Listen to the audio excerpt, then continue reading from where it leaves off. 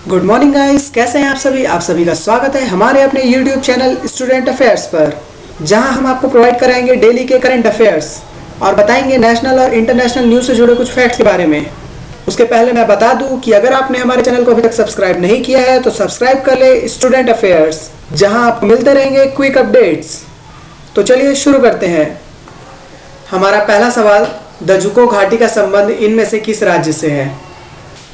अगर हम बात करें दजुको घाटी के बारे में तो ये मणिपुर और नागालैंड की सीमाओं पर है और समुद्र तल से इसकी ऊंचाई लगभग 2452 मीटर है।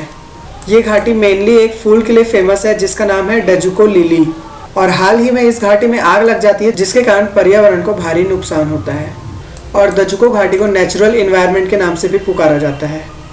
तो हमारा अगला सवाल, इंसानों को संक्रमित करने वाला पहला एवियन इन्फ्लुएंजा वायरस कौन सा है? अगर हम बात करें एवियन इन्फ्लुएंजा की तो इसी को ही बर्ड फ्लू कहा जाता है, जिसका नाम H5N1 है और ये एनिमल से ह्यूमन फिर ह्यूमन से ह्यूमन में ट्रांसमिट होता है। और इस वायरस से जो पहला संक्रमित इंसान देखने को मिलता है वो 1997 में हांगकांग में मिलता है और हाल ही में इसी की वजह से राजस्थान के झालावाड़ में 50 कौवों की मौत बर्ड फ्लू के कारण होती है। अगला सवाल, वह देश जिसके द्वारा खसरे रोग के प्रकोप के कारण 6 सप्ताह का आपातकाल घोषित किया गया था। अगर हम बात करें खसरे रोग के बारे में तो ये वायरस से फैलने वाला रोग है जो पैरामिक्सो वायरस के कारण होता है, और वो देश जहां 6 सप्ताह का आपातकाल घोषित किया गया था वो देश था समोआ। ये समोआ का फ्लैग। हमारा अगला सवाल, वह कौन सा राज्य है जिसके बीच बेलगाम सीमा विवाद स्थित है? तो इसका सही आंसर होगा कर्नाटक और महाराष्ट्र के बीच। जैसा कि आप देख सकते हैं ये महाराष्ट्र और ये कर्नाटक के बीच आप बेलगाम को लेकर सीमा विवाद है और ये तनाव मराठा भाषी बहुसंख्यक को लेकर है। अगर बात करें कर्नाटक की तो कर्नाटक के सीएम BS येदियुरप्पा हैं और महाराष्ट्र के सीएम उद्धव ठाकरे जी हैं और छत्तीसगढ़ के सीएम भूपेश बघेल हैं और उड़ीसा के सीएम नवीन पटनायक हैं। तेलंगाना की बात करूँ तो तेलंगाना के सीएम के चंद्रशेखर राव हैं और अगर आंध्र प्रदेश की बात करो तो आंध्र प्रदेश के सीएम YS जगनमोहन रेड्डी जी हैं और आंध्र प्रदेश के गवर्नर का नाम श्री विश्वभूषण हरिचंदा है और कर्नाटक के गवर्नर का नाम वाजूभाई वाला है। महाराष्ट्र के गवर्नर का नाम भगत सिंह कोश्यारी है।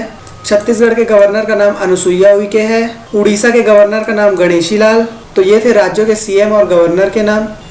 हमारा अगला सवाल, वह कौन सा शहर है जहाँ राष्ट्रीय हरित अधिकरण यानी कि नेशनल ग्रीन ट्रिब्यूनल का क्षेत्रीय कार्यालय स्थापित नहीं है? तो अगर मैं बात करूं नेशनल ग्रीन ट्रिब्यूनल की तो इसकी स्थापना 18 अक्टूबर 2010 को की जाती है और इसका मुख्यालय नई दिल्ली में है और क्षेत्रीय कार्यालय स्थापित नहीं है। उसका सही आंसर है पुणे। हमारा अगला सवाल, भारत के किस राज्य की 21 वर्षीय रेशमा मरियम रॉय देश की सबसे युवा पंचायत अध्यक्ष बन गई है? तो मैं इनके बारे में बताना चाहूँगा। ये पंचायत की जो अध्यक्ष बनी है वो केरल राज्य के अरुवापुलम ग्राम की बनी है और इनका ये काम सराहनीय इसलिए भी है क्योंकि ये देश की सबसे युवा पंचायत अध्यक्ष बन गई हैं और ये CPM पार्टी से खड़ी हुई थी और कांग्रेसों को 70 वोट से हराकर जीती हैं। तो हमारा अगला सवाल है, अमेरिकी राष्ट्रपति डोनाल्ड ट्रंप ने एग्जीक्यूटिव ऑर्डर में इमिग्रेशन और वर्क वीज़ा पर पाबंदियों को कब तक के लिए बढ़ा दिया है? तो इसका सही आंसर होगा 31 मार्च 2021 तक और ये उन लोगों के लिए बड़ा झटका है जो ग्रीन कार्ड की उम्मीद लगाकर बैठे थे।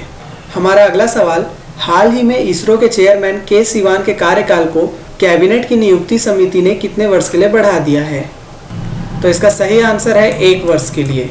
उनका कार्यकाल 14 जनवरी 2021 को समाप्त होने वाला था, जिसे बढ़ाकर 14 जनवरी 2022 तक कर दिया गया है।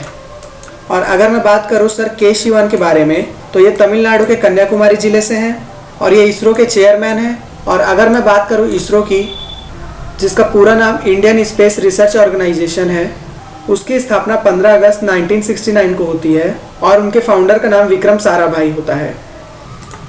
हमारा अगला सवाल, भारत के किस राज्य को केंद्र सरकार ने AFSPA यानी कि armed force special power act के तहत 6 महीने के लिए आसान क्षेत्र घोषित किया है? अगर मैं बात करूं armed force special power act के बारे में यानी कि AFSPA के बारे में तो इसकी स्थापना 1958 में इंडियन गवर्नमेंट के थ्रू होती है और ये पावर इनको पब्लिक ऑर्डर मेंटेन करने के लिए डिस्ट्रीब्यूटेड एरिया में दी जाती है। तो इसका सही आंसर है दोस्तों नागालैंड। हमारा अगला सवाल, इनमें से किस संगठन ने फाइजर और बायोएनटेक की कोरोना वायरस वैक्सीन के इमरजेंसी इस्तेमाल को मंजूरी दे दी है?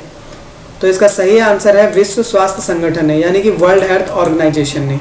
और इस मंजूरी से यूरोप और उत्तरी अमेरिका में पहले से उपलब्ध कोरोना की खुराक मिल सकती है।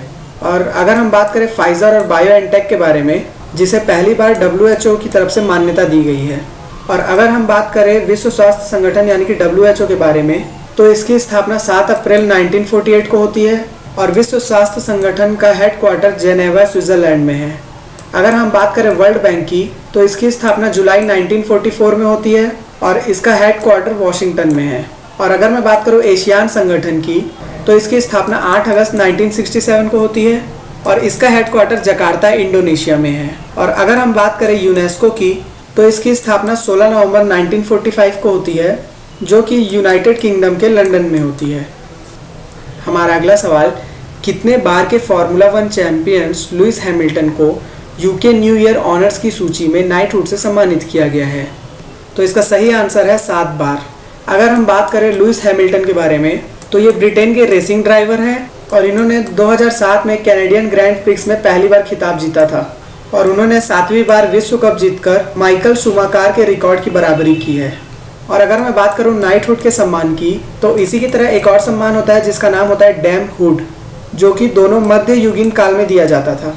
हमारा अगला सवाल, हाल ही में किसने रेलवे बोर्ड के अध्यक्ष और मुख्य कार्यकारी अधिकारी के रूप में पदभार संभाला है? तो इसका सही आंसर होगा मिस्टर सुनीत शर्मा।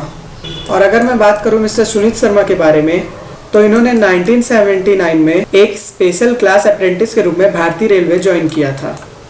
हमारा अगला सवाल, प्रधानमंत्री श्री नरेंद्र मोदी जी ने GHTC के अंतर्गत हाल ही में कितने राज्यों में लाइट हाउस प्रोजेक्ट की आधारशिला रखी है?